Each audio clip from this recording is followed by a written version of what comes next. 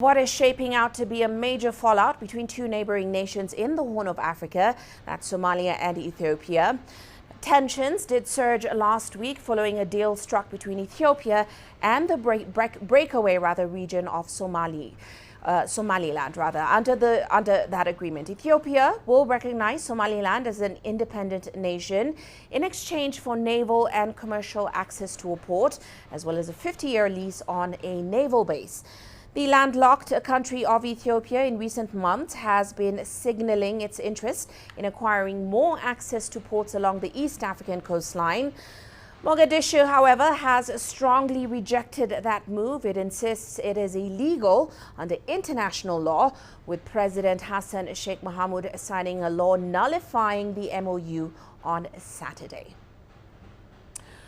Well, let's get more on that story. We're now joined live from the Ethiopian capital by our correspondent Girum Chala. Girum, always good to have you with us on the show. Now, of course, the Somali president has now invalidated that deal, essentially, that was signed between Ethiopia and Somaliland. Has there been any reaction from Addis Ababa after that nullification? And of course, where does this leave that signed agreement? So, Uche, so far there is no official response on the happening from Mogadishu, from the Ethiopian government side. But we have heard, and I tried to speak to some officials here in the Ethiopian capital, Addis Ababa. They said that the Ethiopian government's idea, signing, and perhaps future implementation of the issue of port is not to harm any country, especially Somalia. Ethiopia still believes its relationship with Somalia is intact. Its soldiers have paid lots of sacrifices, according to them, in the fight against Al-Shabaab, and they want to continue cooperating with Somalia. The Ethiopia-Somalia relationship is not only diplomatic or military, it's also people-to-people relationship, according to officials here, and that needs to be strengthened. This signing between Somaliland and Ethiopia is also a sign of another cooperation between the two countries. There is no issue that we would like to follow in this regard and create another chaos in this region. So whatever the officials are saying, but we are not hearing any official response from Prime Minister Abdi's government, but some of these authorities believe that Ethiopia is not going to give any official answer to this, but it will continue implementing the spirit and the word of the signature that was signed between Ethiopia and Somaliland. Now, of course, Somalia's Prime Minister Hamza Abdi Barre says his country won't cede an inch of its territory. Let's go to Mohammed Kaye for more on that. Dramatic tension between Somalia and Ethiopia over a deal allowing Ethiopia to set up a port and naval base along the Red Sea coast is escalating.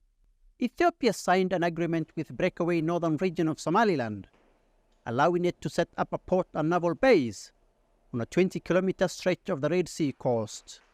The signing of the Memorandum of Understanding has angered Mogadishu. We urge Somali people to calm the situation. We are committed to defending our country. We will not allow an inch of our land, water and air borders to be violated. We will apply all legal means to defend our territory with the support of our citizens in the north and south and in between. On Saturday, President Hassan Sheikh Mohamud signed a law nullifying the MOU between the leaders of Ethiopia and Somaliland. The president says Addis Ababa has an obligation to maintain peaceful coexistence with neighboring states. I want to tell the people and government of Ethiopia that we are neighbors, not by choice but by grace of the Almighty, and we will continue to be neighbors forever. We have one option, which is to live in peace side by side. Today we have various challenges in the region, ranging from impacts of climate change and the fight against terrorism, as well as the renewed tensions in the Red Sea shipping route. It is not right to add more fuel to an already burning region. Thousands of people who are against the deal have demonstrated in various cities across the country. Analysts say both sides need to show restraint and resolve their differences through international continental organizations such as the African Union. Almost 800 secessionist movements across the globe. not only in Somalia or Somaliland. And in order to avoid such crisis, the father founders of African Union in 1963, during the Cairo summit, they agreed to be kept the Africa as is it. And since then, almost 60 years, we have only two independent unities. The African Union has already called for mutual respect, territorial integrity, and full sovereignty of all African Union members. Somalia and Ethiopia are considered by historians as arch-rivals in this region. They fought two wars over territorial disputes, one in 1964, another in 1977. Thousands of Ethiopian forces are already in Somalia as part of African Union peacekeepers. Somalia insists Ethiopia must respect the principles of good neighborness, saying it will continue protecting its territorial integrity. Ahmed Kahi, CGTN, Mogadishu, Somalia. Well, Garam, in hearing what Somali has to say, Ethiopia has to contend with the reality that this could significantly sour relations with the country going forward, also given the fact that Ethiopian troops are stationed in Somalia. So what does the future of relations between the two nations look like at this point?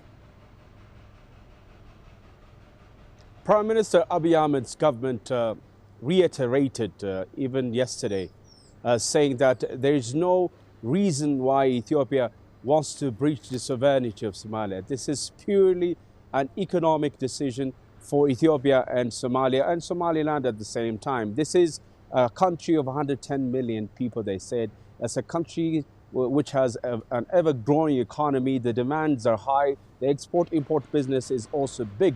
It cannot continue spending billions of dollars every year for port uses when there is a port that is not much used in this region. And they believe that if this is breaching Somalia's sovereignty, why did other countries such as the UAE, for instance, have done it in 2016 and 2018, where Ethiopia also had a 19% stake in the port of Barre, which is in Somaliland. That deal was signed, according to authorities, between Somaliland authorities and DP World, for example, a company based in the UAE, and it is still sticking and still working. Hundreds of millions of dollars were invested in that country through that deal, and it's still working for them. So Ethiopia is a neighboring country. The African Union also depicts that there needs to be a soft border. There needs to be economic integration in the region. There needs to be understanding between countries, cooperation, and under the AFCFTA, the Continental Free Trade Area, this is what is expected, and that's exactly what we are doing. If that was the case, they say, and this is according to the National Security Advisor of the Prime Minister Redwan Hussein, he says that Ethiopia's army is still in Somalia, still wants to stand besides the people and government of Somalia. There is no intention of harming Somalia in peace, security, politics, or in the economic side. We should think of cooperation, and we'll continue showing that strength from our side, they say.